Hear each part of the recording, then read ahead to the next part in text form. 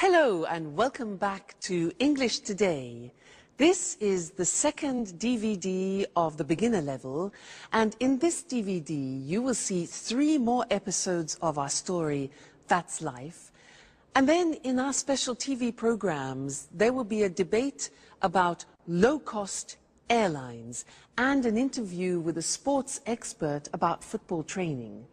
Then, in the grammar section, we will study the simple present, frequency adverbs, some and any, there is, there are, and also making suggestions. Now remember, if you have problems understanding anything, use the subtitles. Okay, so enjoy studying and have fun.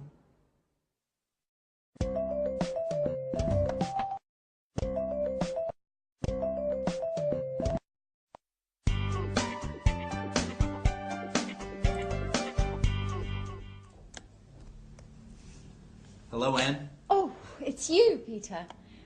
Look, this is it. Look at what? My office. Here, near my bed. Oh, I see. By the way, where are the office supplies? The computer supplies are in that cupboard over there. The folders, pencils, pens, etc. are here in this cupboard. And I also have 2 chairs. Oh, good. Are these for everyone? No, they are not. Don't touch anything, please. Okay, so you say you have all of the office supplies. No, not really. There isn't a fax machine. There aren't all the programs I need on my computer. And I guess you have an answering machine. Is it useful? I don't need an answering machine. I answer the telephone myself. Okay, you're right. This office is nice. And if you need a fax machine, I have one in my apartment. Oh, thank you. Wait a minute. Something is missing. Where's the coffee machine? All offices have a coffee machine. I'm afraid there isn't one here. There's a staff kitchen on the other side of the house. In the kitchen. We can have some coffee there. Good idea.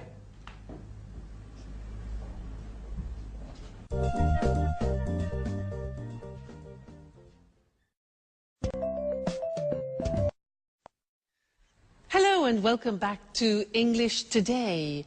How are you? Now, in that last episode of That's Life, did you notice that Anne described her office? And the most important thing for Peter was what? The coffee machine. Strange. Now, I want to look at the language that Anne used. She used there is a and there are some. Let me explain that to you. Now, if you have a single object, for example, like a glass, then we say there is a glass on the table, or there is a hat on the table, or there is a computer on the table. Okay? Now that changes when we have more than one object. Like these pens, for example. We say there are some pens on the table. Okay? There are some pens on the table. And therefore, in this example here, books, there are some books on the table. There are some CDs on the table. So you see how it changes. Now, let's go and look at that on the screen. You can see it written. So we said, with singular objects, we say there is. The examples are, there's a computer in Anne's office. There isn't a fax machine. That's the negative. There isn't a fax machine. There's a table in the studio, and there isn't a coffee machine, which Peter can't believe. Now look at the plural form. We say there are some office supplies in the office, and there are some pens and pencils, okay? And we also use that for the exact number of plural objects. So, for example, there are 2 chairs in Anne's office, and there are 4 pictures, for example, in her studio. All right, so that's an introduction to there is and there are some. Now, in the next lesson, we're going to look at the difference between some and any, which is very important.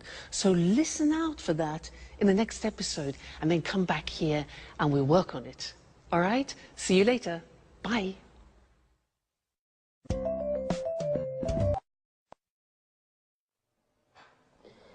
Do you want milk with your coffee? There's a bottle in the back of the fridge. I prefer it without milk, but with some sugar. Oh, I'm afraid there isn't any sugar. Well, that's okay. Black coffee is good too. Do you have any of those great cookies? Oh, yes. There are some cookies over here.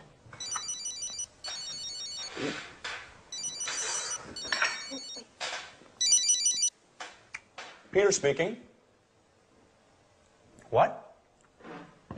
An audition? No, not at all. I'm free. Great. Bye.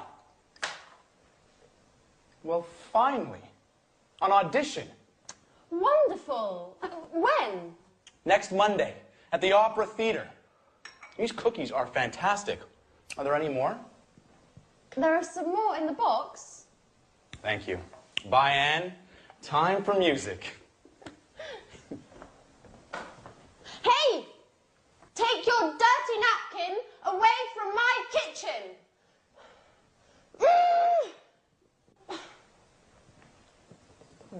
It's nice to have you as my new office neighbour.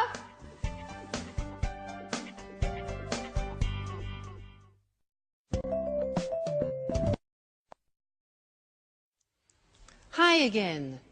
Anne's a bit difficult, isn't she? Yeah. Now, this is a lesson about some and any.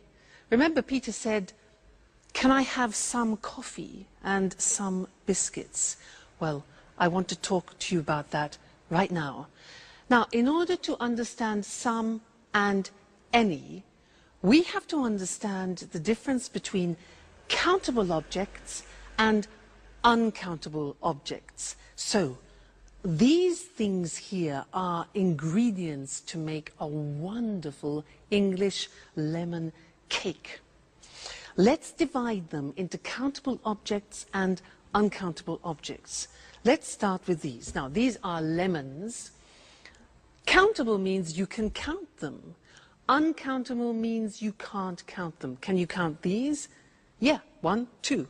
So, these are countable, so there are some lemons.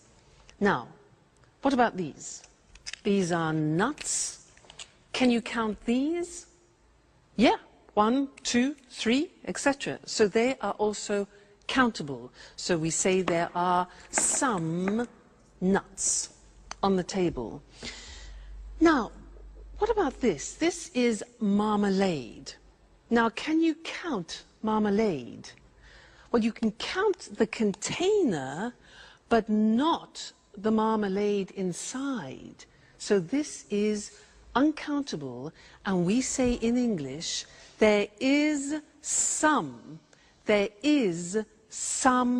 marmalade. It's a singular verb. So we put it here, it's uncountable. Okay? Now, let's look at this. What's this? This is salt. Salt. Now, is this countable or uncountable for you? Countable or uncountable? Well, it is very difficult to count all the little bits of salt, so this is uncountable. We put it here, all right? Now, next thing, these two, eggs. Countable, uncountable, 1, 2, countable. There are some eggs. This here is spices. Spices. Now, these you can count. So we say there are some spices. What about this? Milk. You can count the bottle, but can you count the liquid? No. So all liquids are uncountable, and we say there is some milk. There is some milk. So singular verb. Put that there. Now, what have we got here? Butter. Butter. Can we count that? Well, we can count a packet, yes, but the butter inside? Exactly, no, we can't count butter. So there is some butter, we put it here. Good. Now, what else have we got? Flour. You know, flour we use to make pizza, to make cakes. Is that countable? Exactly, it's not countable. It's like salt, like sugar, like coffee. So we put this here, uncountable. And the last thing, this. What's this? Water. Is water countable? No, it's not. So water goes with the uncountable. There is some water. It's quite difficult, hey? Let's look at the screen to see that written, all right? And we will do a general summary. So we said countable objects in the plural. In the positive form, we say there are some lemons on the table. There are some CDs on the table. There are some eggs on the table. So that's countable. Now the negative is there aren't any, we use any, there aren't any cigarettes on the table. There aren't any biscuits, important, any for the negative. There aren't any magazines, for example, all right? Now, questions. Here again, we use the word any. We use any in the negative and any in the questions. So, are there any glasses on the table? Are there any books on the table? Are there any pens? All right, so some in the positive, any in the negative, and the question form. Good. Now, let's move on to uncountable objects. These ones here. The examples are, there is, singular verb, some sugar on the table. There is some flour on the table. There is some water on the table. Okay? Negative, again, we use any. We say there isn't any bread on the table. There isn't any wine, a liquid, on the table. There isn't any chocolate on the table, all right? Questions, again, with the singular verb and any. Is there any money on the table? Is there any pasta? Unfortunately not. And is there any beer? Okay? Now, I want to add one more thing to this lesson, and it's the words this, that, these, those. Let me explain. With one object, you say this CD when it's close to you, this CD. But when it's distant from you, far away, you say that CD, this, that. All right? We hear this very often. Let me take two, plural. Now we say these CDs. When they're far from you, we say those CDs. Okay? So these, those, one, this, that. Let's see that on the screen. So this book, plural, these books when they're close to you, and that chair, for example, and those chairs when they're distant from you. That's a big lesson, hey? There's a lot to remember. So we have some and any, countable and uncountable, this, that, these, those. Whew! You have a lot to do at home to study there. Anyway, no problem, because you're great students. So We'll meet again in the studio very soon for some more English. Take care. Bye for now.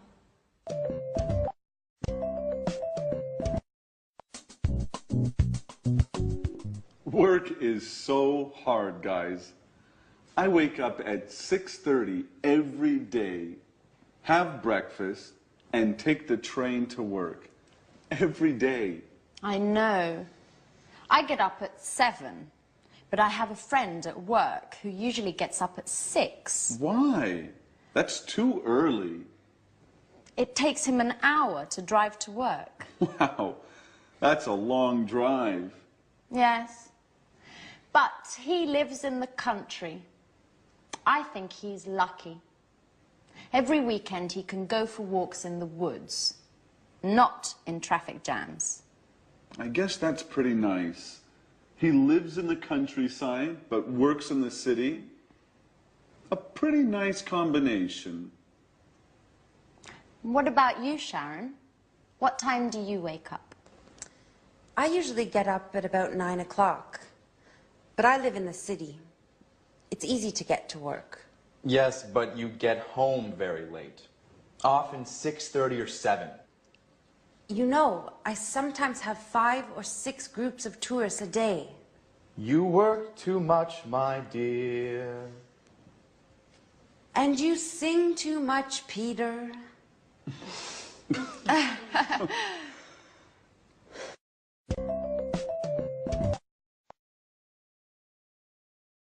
Hello again, and how are you?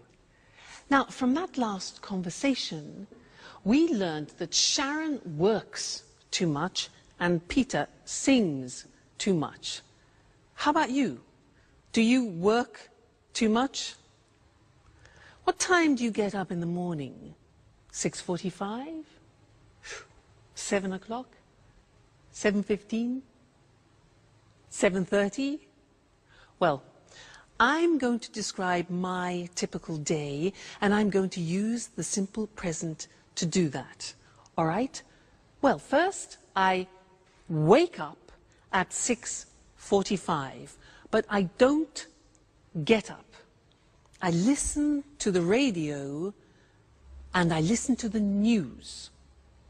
Then after I slowly get up, that's difficult, and I take a shower. I take a shower. I get dressed, and then I go for a walk with Suki. Then we have breakfast together. She has dog biscuits, and I have toast, marmalade, and butter. Then I go to work on my scooter. Now, my boyfriend has a different day because he goes to work at 8 o'clock at night. Remember, he's a jazz musician. Now, did you notice I said he goes to work? That's because with the third person we add an S, goes. He goes to work at 8 o'clock and he comes home at 3 o'clock in the morning, because he plays jazz concerts. Then he goes to bed and he gets up at lunchtime at 1 o'clock. So we meet at dinner, which is, you know, we don't have much time together, but that's life. Now that was the simple present tense, and now we're going to see that on the screen. Very, very important, this grammatical form. So, I work, you work, he, she, it works, she works, it works, we work, you work, they work. Now, very often you forget to put the S on the third person, so I have another teaching assistant who will help you to remember. Mr. Snakes. He is here to help you remember to put the S on the third person. So listen. I work at home. You work every day. He works at night. She works in an office. It works all week. We work together. You work full-time. They work at weekends. So remember, it's not difficult, the simple present in English. I work, you work, he works, she works, it works. Don't forget, Mr. Snake, don't forget the S, the third person. All right? Good. Now, listen to the next episode and try and pick out words like often, sometimes, occasionally, because we're going to study those next. All right? Go and have some fun. Bye.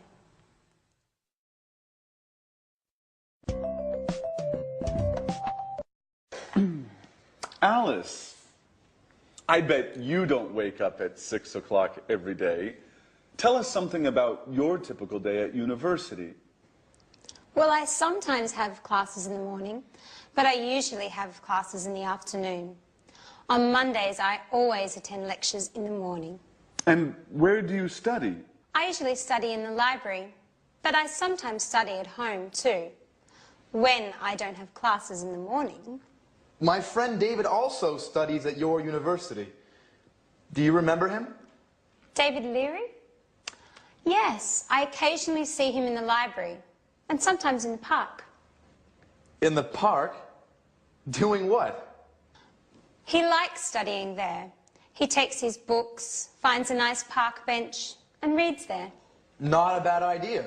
You can study and enjoy nature at the same time. Yes, I like the park too. Unfortunately, I often need books that are in the library. And what about lunch? Do you usually make sandwiches and take them with you? Oh no, I hate cooking. I usually have lunch in the cafeteria with friends. Oh, I do just the opposite. I usually cook lunch at home. I seldom have a quick lunch at coffee shops. Okay, guys. Stop with this boring talk. What about fun? Do any of you do anything besides working and studying? It's Friday, remember? You're right, Jack. I'm so happy it's Friday. Me too. It's weekend time. Time for shopping.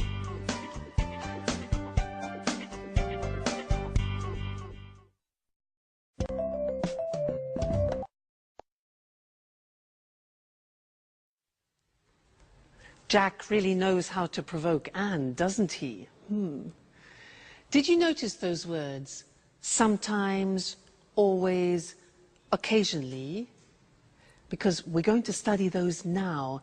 And in English, they're called the frequency adverbs. And we usually use them with the simple present tense. And they describe how many times you do actions, frequency adverbs. Now, to help me introduce them, I have another teaching assistant. This is, ta-da, Mr. Dinosaur. Mr. Dinosaur is here to help you with the frequency adverbs. Dinosaur, D-I-N-O-S-A-U-R. Now, let's see at the screen how Mr. Dinosaur is going to help you. Well, look at the screen. Now, we're talking about adverbs of frequency, things which describe how often you do something, like habitual actions. Dinosaur. Look at the screen. We have D-I-N-O-S-A-U-R. Now, these letters represent a frequency adverb. Let's see if you can find them. What do you think O is when you do something a lot? Yeah, often. O is often. What about N? When you do, N is never. Good. N is never. What about A? Something that you do a lot. A is always. Good. What about S? S is sometimes. Very good, sometimes. Now, U is for usually. Usually, it's a habit. What about R? R stands for rarely. That's difficult to pronounce. Rarely. And the last one, look at the top. We've got D. Monday, Tuesday, Wednesday, Thursday, Friday, Saturday, Sunday is a bit strange, this. Every day. All right, so those are the main frequency adverbs.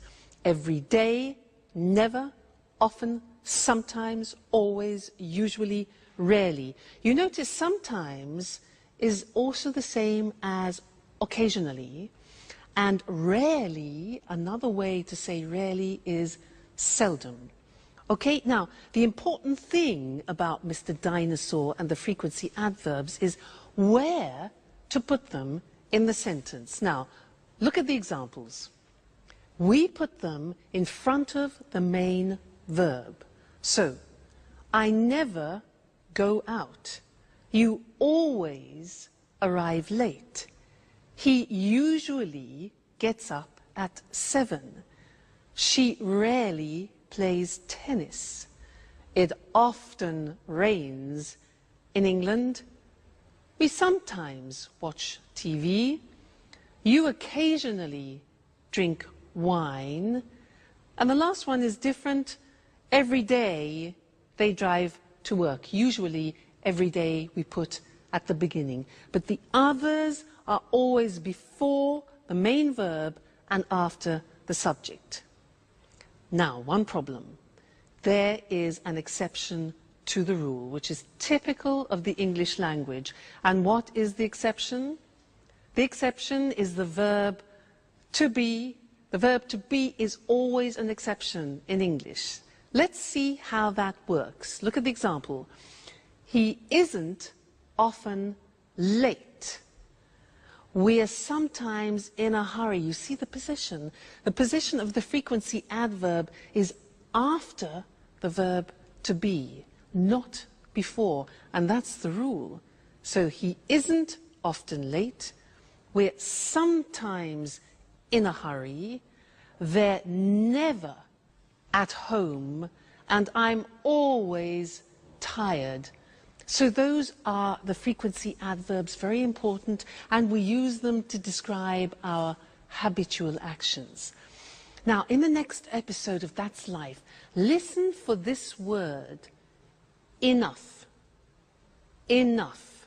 It's a very strange word, because we're going to talk about that in the next lesson here in the studio. So, go and see That's Life. Bye.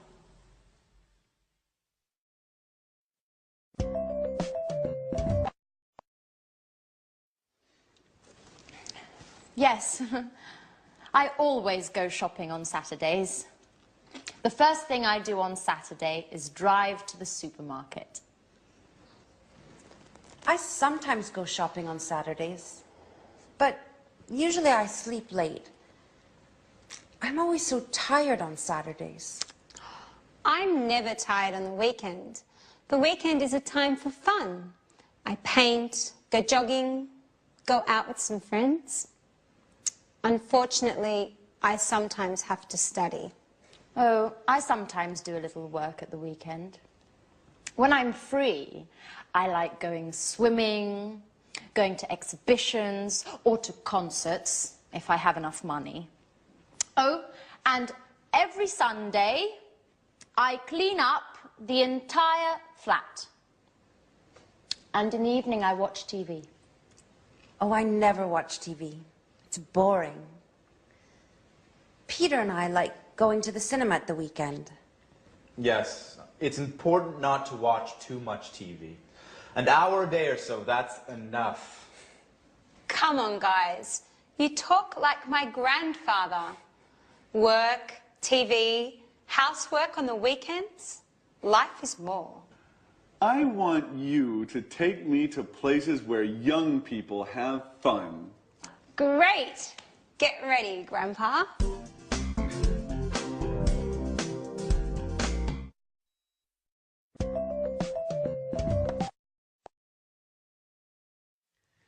Hello and welcome back again to English Today, your live English language program.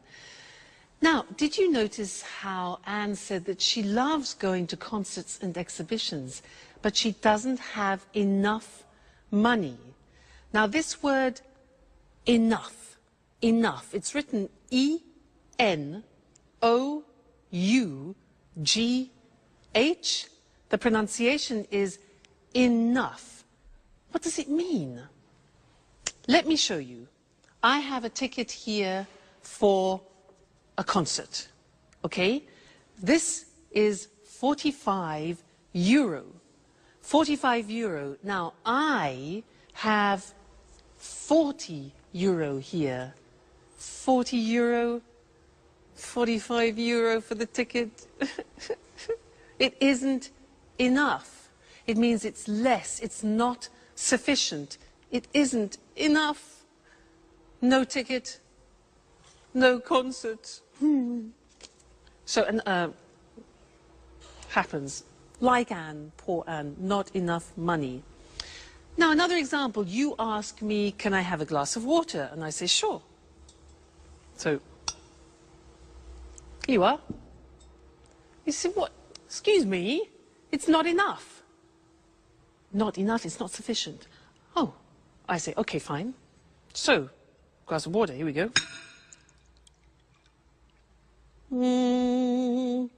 And you say, oh, it's too much.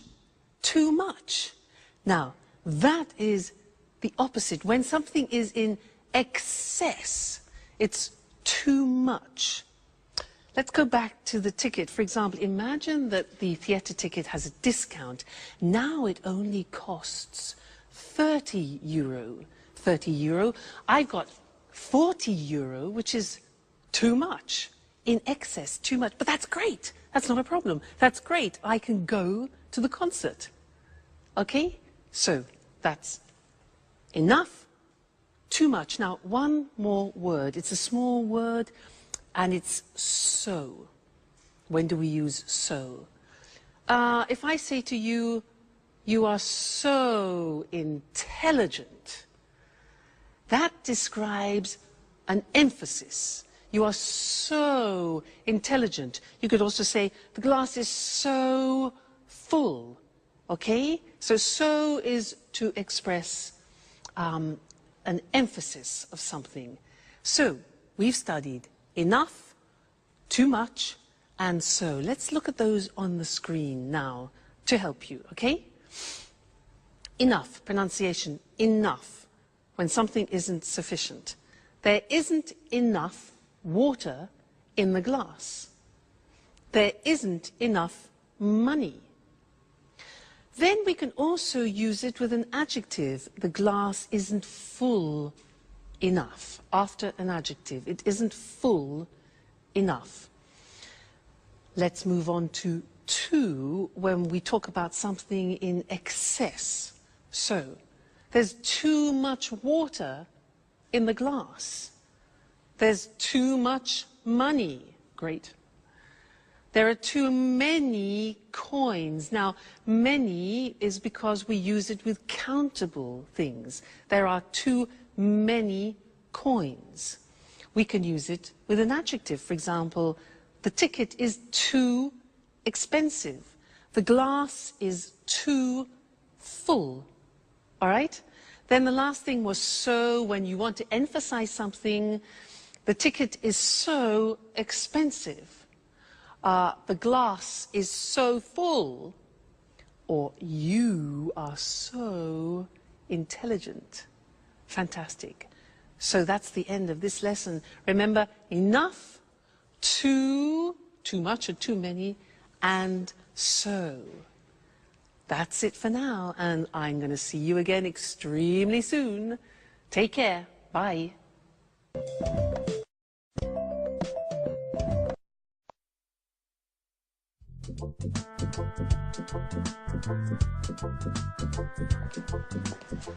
May I ask you a question, Alice? Sure, ask any question you like. I'm an open book. Do you have a boyfriend? Well, I go out with some boys, but that's nothing serious. According to my birth chart, I need some Taurians. But that's not easy now that Saturn is in Leo. I see. Anyway, I think you have a strange relationship with boys. Oh, no. I like boys very much. They're great at carrying packages. You're exceptional. Thanks, Jack. But now, stop talking about me. Let's talk about you. What do you think of me? No, really. I'm curious. What do you do at work? Oh, nothing special. You know Speedmaster, the sporting goods factory. Yeah, sure. They produce wonderful running shoes. What department do you work in? I'm a sales manager. Last month they gave me a promotion, and now I'm responsible for Southern Europe. That's why I moved here. Wow, that's really interesting. You must be very good at work. What exactly do you do? Oh, basically I look for new clients and keep them informed about new product lines and take care of their requests. What kind of requests do they have? Oh, they often ask questions about new models and prices. What do you do if they want a discount? Well, basically, I don't get mad. I listen to them and then I tell them no. Well, seriously speaking, it depends. Each client is different. If they're important, I try to make an agreement with them. Hi, Anne. Hi, Sharon. Where's Peter? Oh, Peter's preparing his audition. Well, tell Peter I wish him good luck. Do you really care?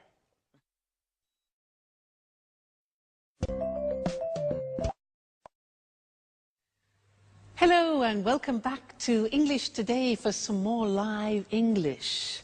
Now, Jack, does he really care for Sharon? I think he does. Let's ask Mr. Monkey. Mr. Monkey, does Jack really care for Sharon? Mr. Monkey. Yes, he agrees, he cares. Now, in that episode, there were a lot of questions, and I want to practice that with you now. And to do that, we are going to have a quiz. I am going to change profession. I am no longer an English teacher. I have a different job. I will ask 10 questions.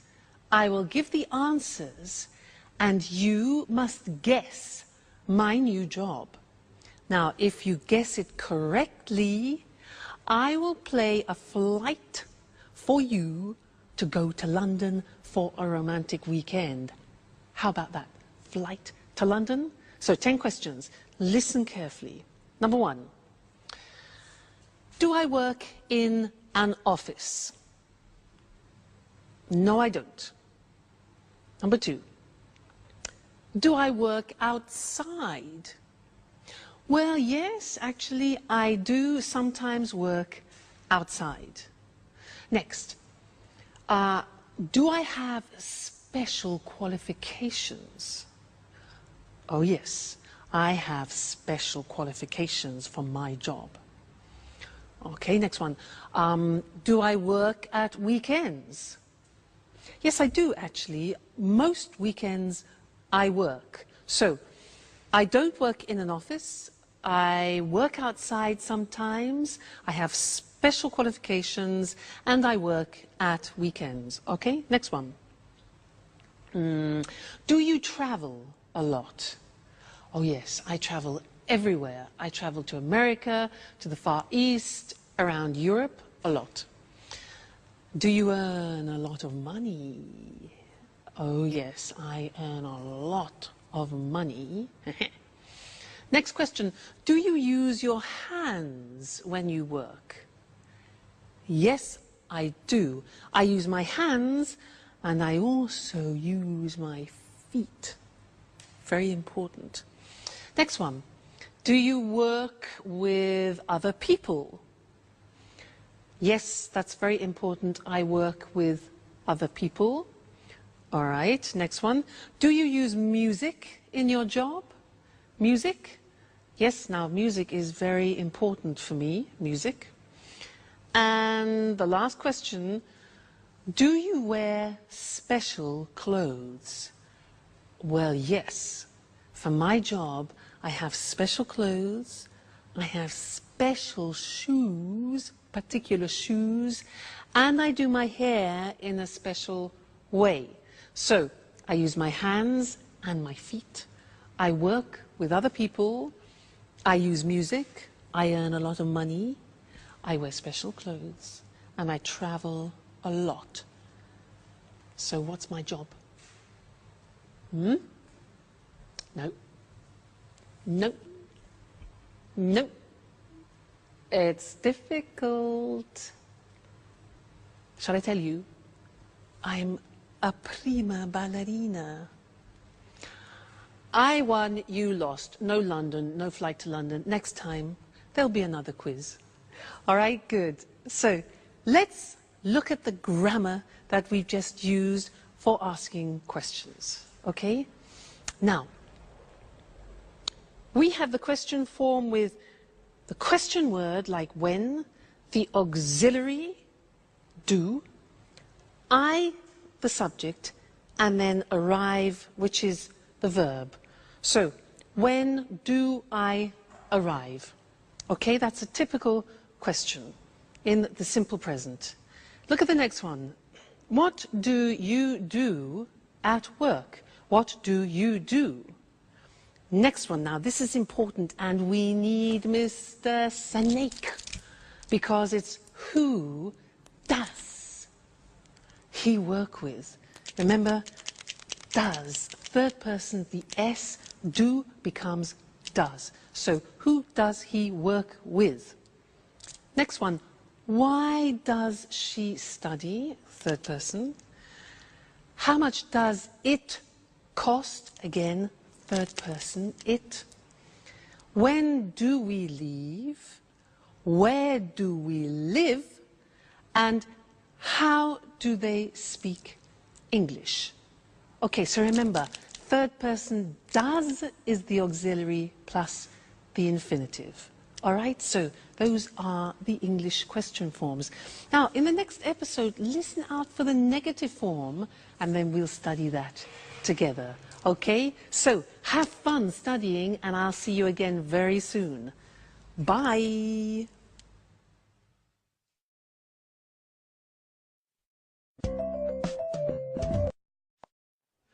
Oh, girls, we're talking about jobs. Tell me about your job, Sharon. What do you do at the moment? That's an interesting question. Really? Why do you say that? Well, you know I have a degree in archaeology, but now I'm doing something quite different. Do you have a part-time job? No, unfortunately, it's a full-time job. I work for a travel agency. Oh, what do you do? I give tours around the city. I bring tourists to monuments and museums and other interesting places. Oh, that's nice. Could I have you as a tour guide for one day? I'm sorry. I only work with groups, usually with Japanese people. Oh, well, I'm a black belt in karate. Very funny, but it's not enough. It's too bad. Anne, stop cleaning for a moment. Sit down and tell me about your job. Okay. I work in a publishing company. Oh, so you work with famous writers? Not exactly. I don't work with the writers. I just read their proofs and correct them before printing. By the way, do you know Paul Taylor? He works with you, right? Yes, but we don't work in the same department. He works in the advertising department. But we are good friends. Every weekend we play tennis together. Play tennis? I'm jealous. Do you play tennis too? Do you want to play with us? Well, just joking. I don't play tennis that well. Only karate.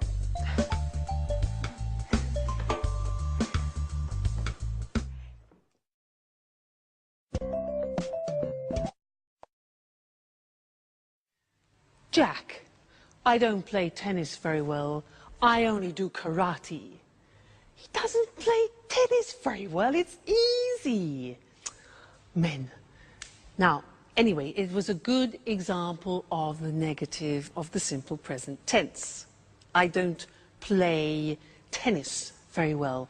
Now, I'm going to tell you my typical day again, but in the negative, and listen to the grammatical form, okay? I don't wake up at 6:45. I don't get up after. I don't listen to the radio. Now, don't is do not abbreviated, okay? I don't take a shower.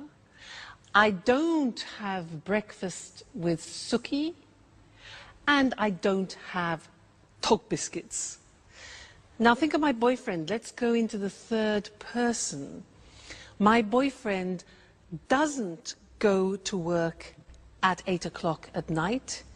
He doesn't play the saxophone. He plays the double bass. Now, doesn't is does not contracted.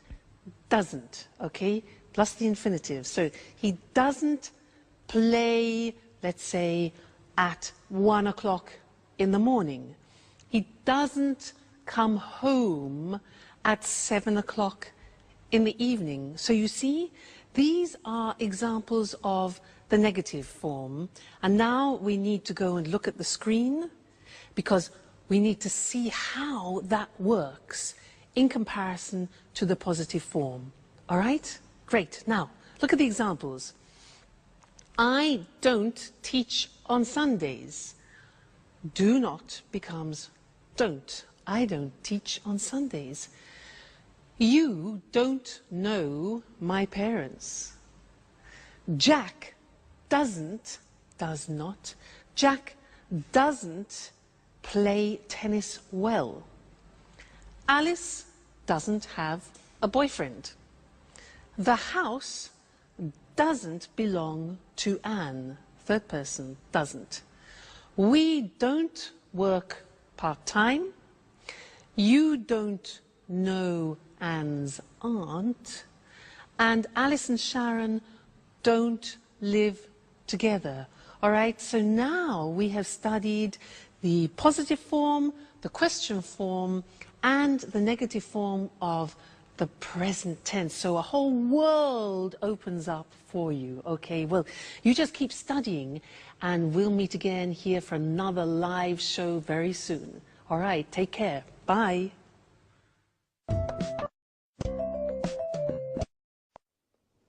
Good evening from Eric Brown. Welcome to another edition of Let's Talk. With me here in the studio are Marie and Tom. Hello, Marie. Hello, Tom.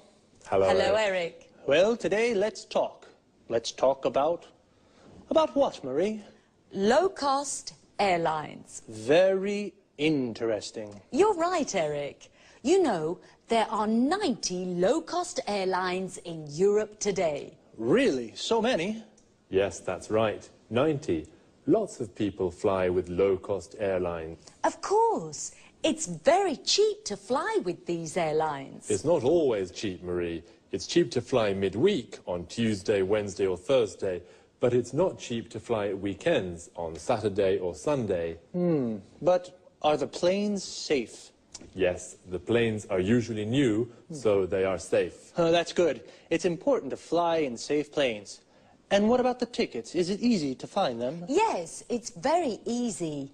I usually buy my tickets online with my credit card. Well, I travel a lot. Really? You're a real expert on low-cost airlines, Marie, aren't you? Yes, I am.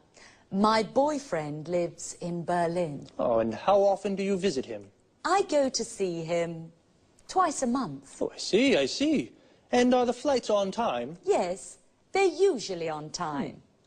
I leave work at 5:30 in the afternoon and arrive at the airport at 6. Perfect for the check-in. That's very convenient. You're lucky, Marie. Usually low-cost flights leave from airports a long way from the city. What time's your flight? At 7 o'clock. You're really lucky, Marie. Usually low-cost flights leave late at night or early in the morning when it's not convenient. Yes, that's true. And yes, I am very lucky.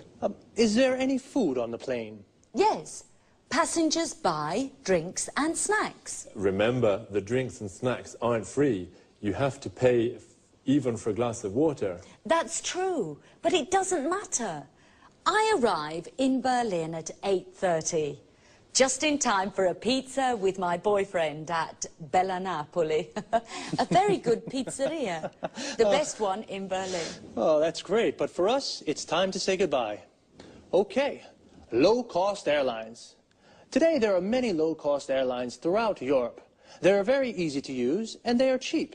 And the planes are safe, and they are usually on time. Very interesting. Very, very interesting. Thank you, Marie. Thank you. And thank you, Tom. Thank you. And goodbye. And see you again soon on another edition of Let's Talk. Well, low-cost airlines really make traveling easy. For many people, flying is very simple, like taking a bus. Now let's take a look at some very useful vocabulary and expressions you just heard. The check-in is the place where you show your passport and leave your luggage. In English, it is also a verb. We say, I check in at 7, or where's the check-in for Berlin? When we talk about cheap prices, we mean it doesn't cost very much, and expensive means it costs a lot. My ticket to Berlin is 600 euros. It's expensive. Your ticket is 100 euros. It's cheap. Her ticket is 30 euros. That's very cheap. To say what airline we use, we say fly with, followed by the name of the airline.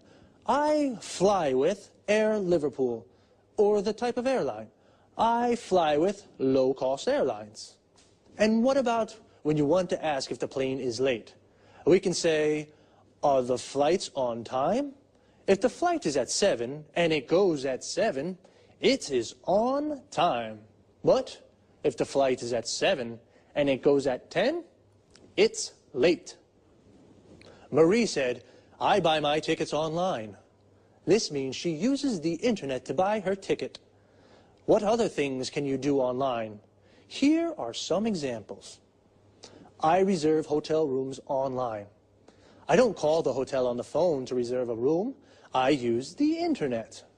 I check my bank account online. I use the internet to see how much money I have in my account. I pay my bills online. I use the internet to pay the electricity bill, the water bill, the gas bill. Wow, we can really do a lot of things online. Okay, just 2 more things before we say goodbye. The first is frequency. When we say how often we do something, I asked Marie, how often do you visit him? And she said twice a month. Twice a month means 2 times in a month. Once a month means 1 time in a month. But when we do something more than 2 times, we say 3 times a month, 4 times a month, etc. Even if we change the period of time, the structure of frequency remains the same. For example, we can say once a day, twice a week. But remember, we say 3 times a year, 4 times a week. One last thing. Notice the preposition after arrive. When we arrive in a place like a station, airport, shop, we say, I arrive at the airport at 6. But when we arrive in a city or country, we say, I arrive in Berlin at 8:30. So, we say, I arrive at the station, I arrive at the airport, but I arrive in London or I arrive in Madrid. That's about it for now. Take care and see you soon.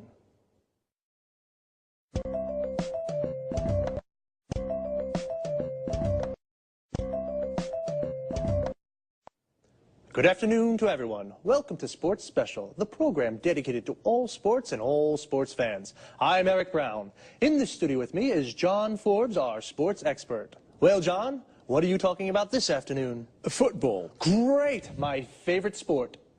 It's not only your favourite sport, Eric. Millions of people love football. Of course. It's a fantastic game. The best in the world. Well, maybe. But remember, Eric, football isn't only about fame, success and money. Oh, a lot of money. Professional footballers earn millions of euros. That's true.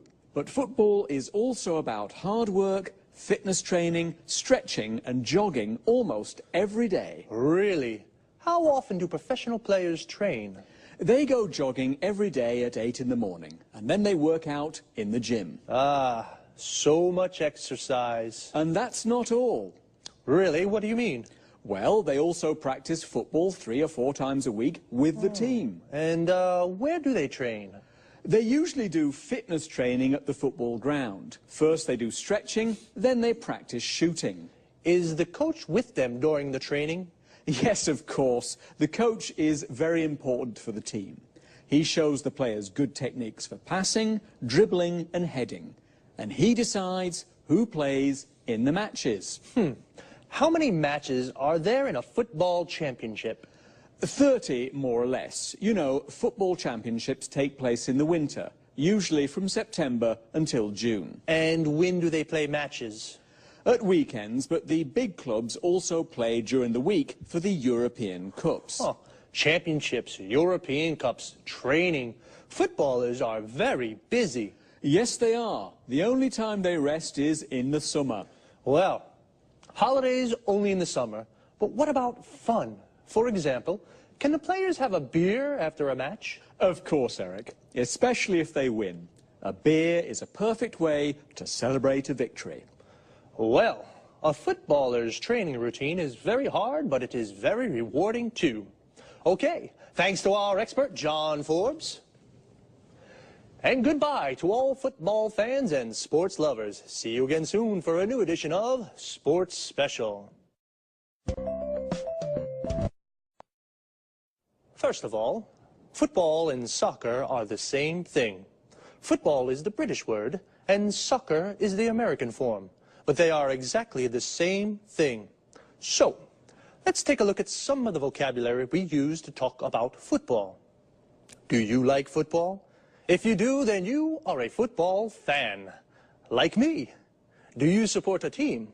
I support Inter. We say that we support a team when we are a fan of that team. So, what is a team? It's the group of players that play together. For example, Manchester United is a football team. A person who plays football as a job is called a professional footballer or a professional football player. Footballer and football player are the same thing. A football player is a footballer.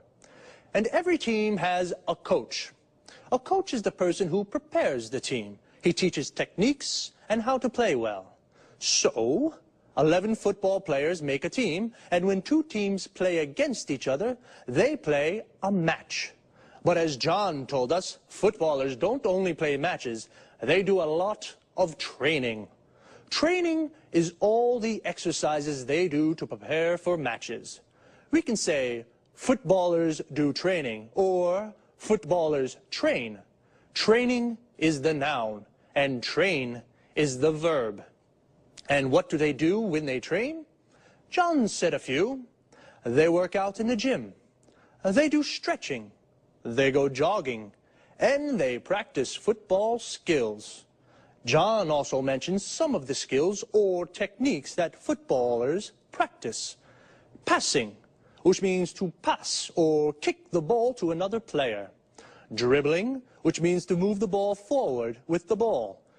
Shooting, which means to shoot or kick the ball into the goal. And heading, which means to hit the ball with your head. It's a lot of hard work. I think they definitely deserve a beer when they win. Well, that's all from me for now. Take it easy.